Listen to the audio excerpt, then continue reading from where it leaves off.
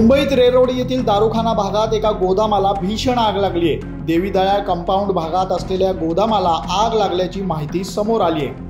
अग्निशमन दलाच्या 7 ते 8 गाड्या घटनास्थळी पोहोचल्यात आणि आगीवर नियंत्रण मिळवण्याचा प्रयत्न सुरू आहे।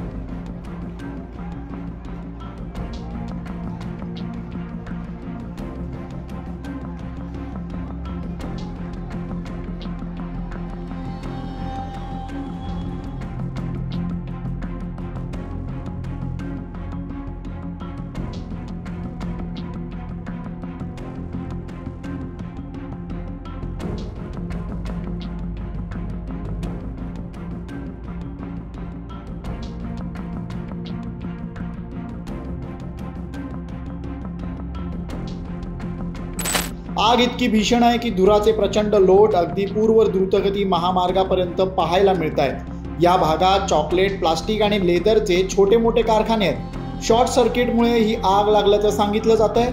आगीत अद्याप कोणतीही जीवितहानी झाल्याची माहिती समोर आलेली नाहीये।